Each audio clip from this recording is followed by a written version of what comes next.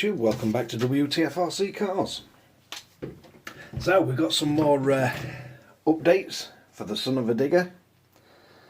So we're going to try fitting the new servo that we picked up. See if we can get it focused on that.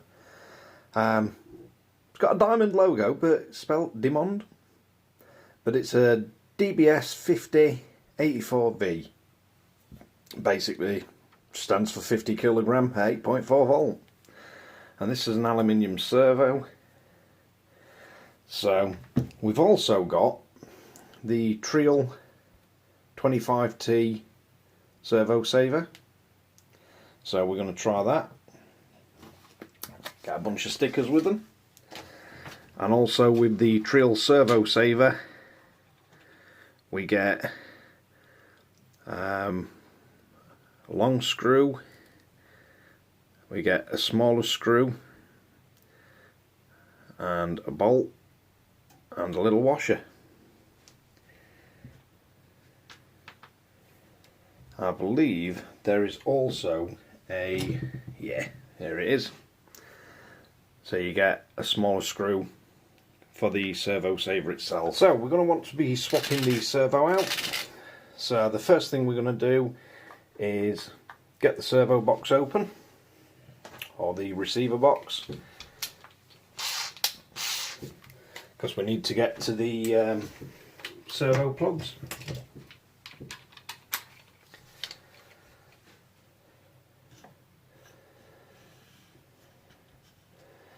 See if we can get you an half decent view of that one.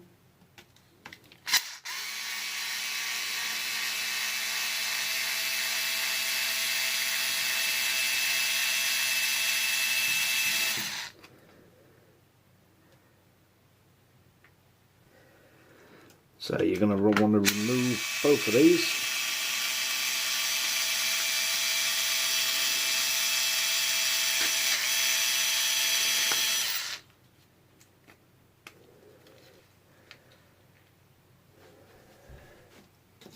Let's got that out of the way.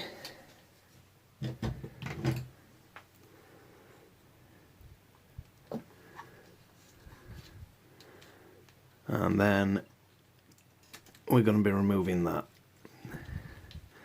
Now let's see if there's enough room to get this out without removing, yeah. So we can get the servo out without removing the ESC. And then you're going to have to remove the stock servo saver.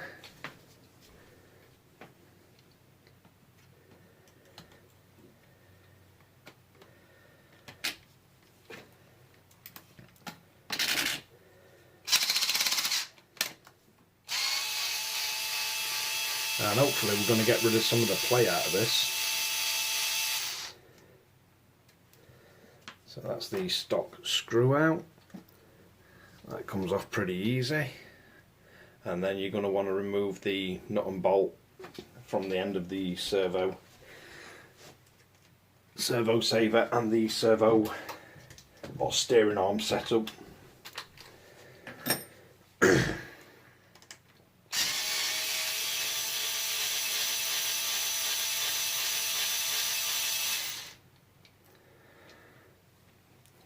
So if we remove all this, so you've got the nut in the back of that, and then the standard screw and washer. If you just screw them together, save them getting lost. So I like to put these on with the smooth side facing the inside, and that's just because you've got little rubber O-rings on this. So we want to slide that through, and then you've got two mounting positions. The outer one will give you faster steering, the inner one will give it more torque, so I'm going for the inner one.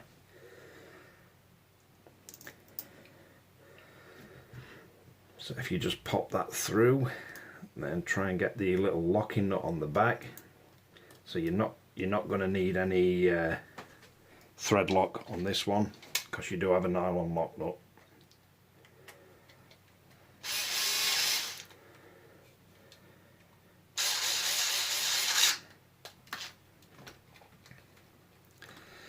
Now, what I would do, because some of these can be a bit stiff to get on, I would actually try it on the servo that you're putting it on first, just to make sure that you're not going to have to force it too much once you get the actual servo back in place. So if you just try it a few times, make sure it slides on nice and easy and it goes all the way down. Should avoid you having any problems once you've got it in the actual RC itself.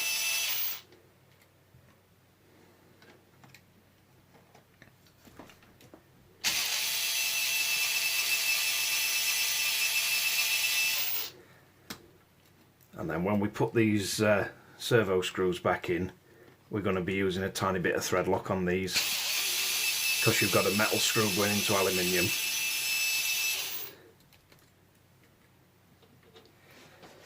Right, now one thing we have got, so just down at the bottom there, you've got a couple of tie wraps that you're going to want to remove, but as long as you're pretty careful with it, you should be able to get them off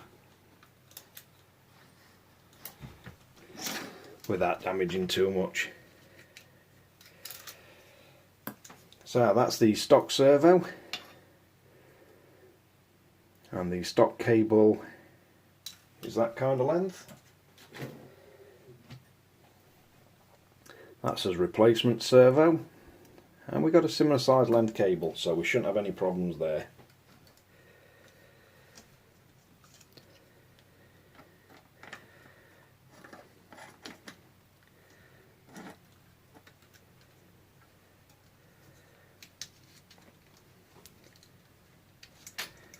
So you want to pass this cable through first, and then just watch for the cable trying to twist. You want to keep it as flat as possible. Now we're going to have to see how this goes, because it does come with some rubber servo mounts, but the stock screws aren't going to go through them. So let's try and remove the inserts. These little inserts just pull out.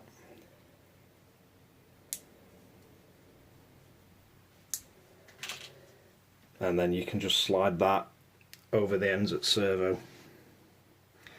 So I'm just curious to see how well it'd mount up with these, and if these are going to offer any kind of sort of damping on the servo,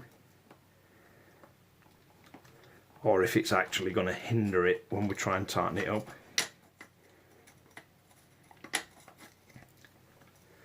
So they do just push in. Let's see how these line up.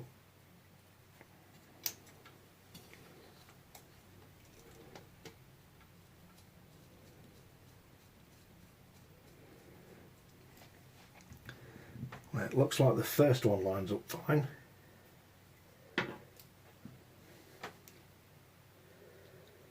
I weren't actually sure if these were going to push the servo out of line at all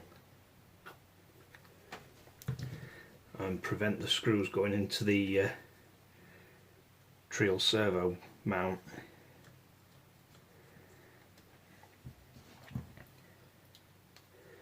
But it looks like they're lining up quite nice.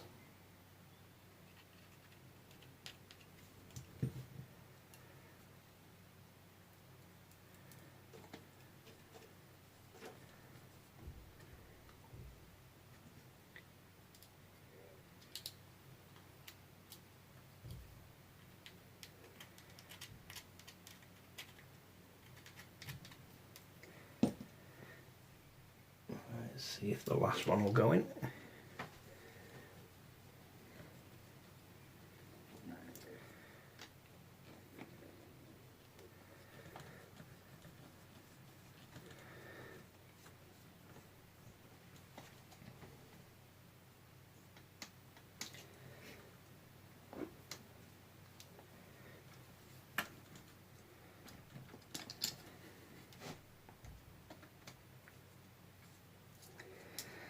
I'm not sure how well these rubber mounts are going to work with not being able to keep the inserts in them.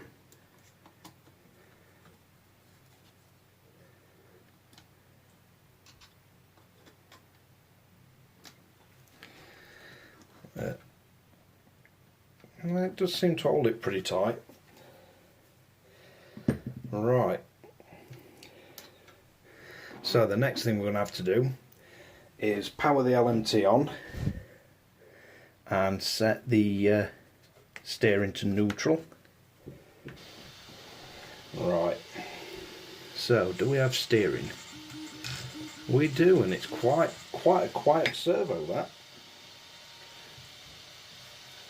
So let's see how well we line up.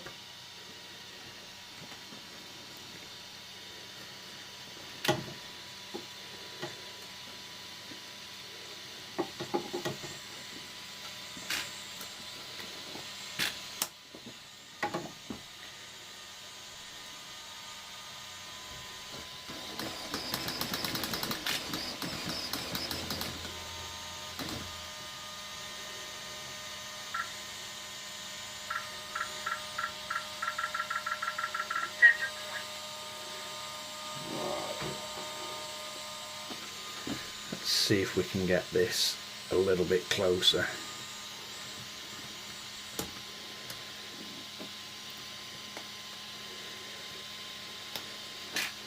That's better.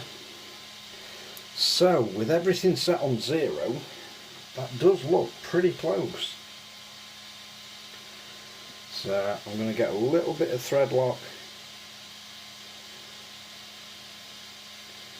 on the screw that goes into the servo.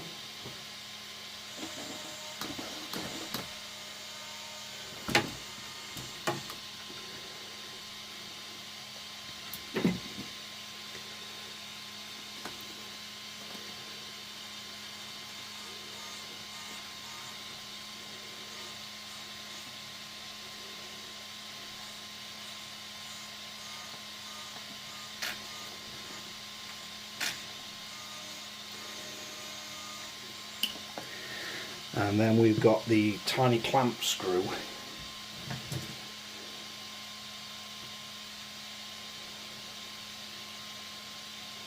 which is this one. I'm only going to put a minute drop of thread lock on this one.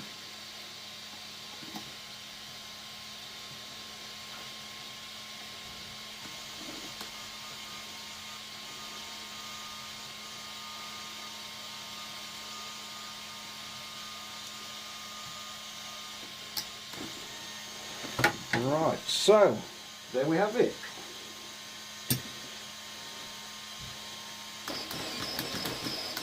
And even on a very sticky rubber mat, that's a lot more positive. There is literally no play whatsoever that we were getting before.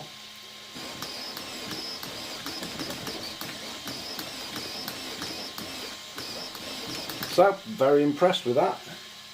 It's a quite a nice servo, it's fitted well, and at the minute this is just running stock 6 volt. But very, very positive, and it does seem to work really well. Getting full travel, you can actually feel it pull the vehicle around.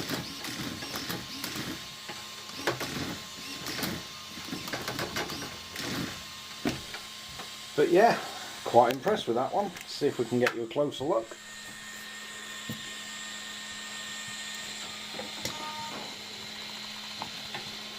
So that's how it's all fitting.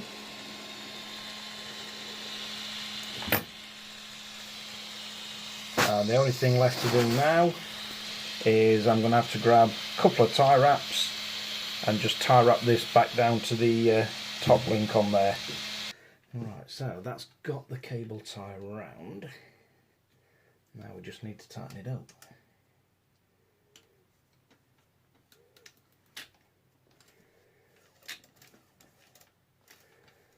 Yeah, That's not going to catch anywhere. Well, that's one of the horrible little things on. It will look good at that. So lastly, just need to tidy your cables up in here. And it is a quite decent sized receiver box on the LMT.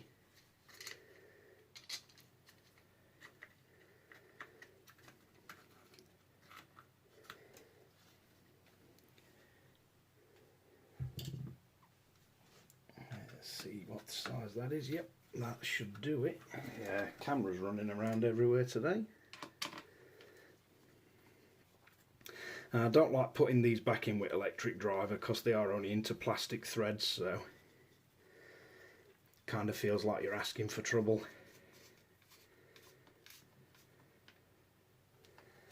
Right, so that's all back together. Depending on how long this servo lasts, I can definitely say that it is a fantastically good fit for the LMT. It's nice and strong, nice and fast, it's not badly priced, and I think it does match the theme of the blue and black that we were going for. But thanks again for watching Wtf Rc Cars. If you like and subscribe. Don't forget to hit the notification bell. And I'll catch you guys next time.